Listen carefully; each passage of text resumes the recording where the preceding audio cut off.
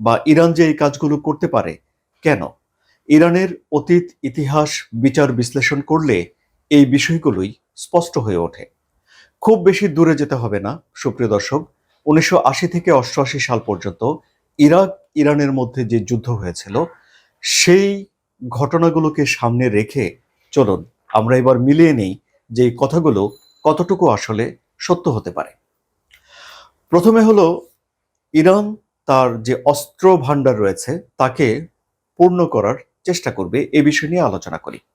আপনাদের মনে আছে নিশ্চয়ই যে ইরাক ইরান যুদ্ধের পরে ইরান তাদের ক্ষেপণাস্ত্র কর্মসূচির দিকে মনোযোগ দিয়েছিল এবং তখন তারা এটি অভাব বোধ করেছিল যে তাদের হাতে এই অস্ত্রটি নেই, যদি থাকতো তাহলে তারা যুদ্ধে আরো ভালো করতে পারত।